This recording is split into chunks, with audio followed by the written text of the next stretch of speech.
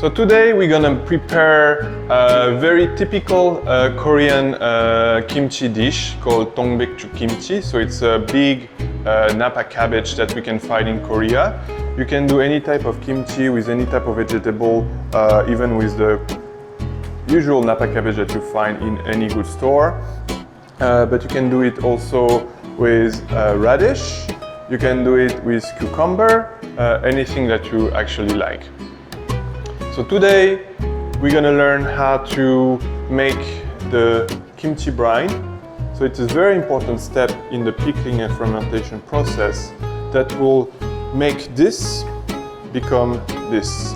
So the point here is that we're gonna need to salt the kimchi, preferably 24 hours before the actual cooking session. So you will be able to remove all the water from the cabbage. Removing all the water from the cabbage will basically enable a good pickling and fermentation process. Otherwise, if you try to make kimchi directly from this cabbage, raw cabbage like this, you will have too much water on your hands and the taste will be watered down. So for the vegetables, basically what we need is 3 heads of cabbage, 1 carrot, 1 big radish, green onion,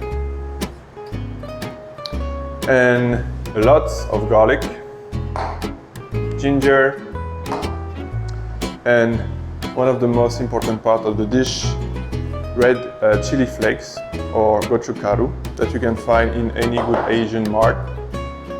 And the gochugaru is going to bring a kick and this typical spicy flavor of the kimchi. If you don't like spicy food, there are a lot of recipes that involve non-spicy kimchi, so you can also find that directly.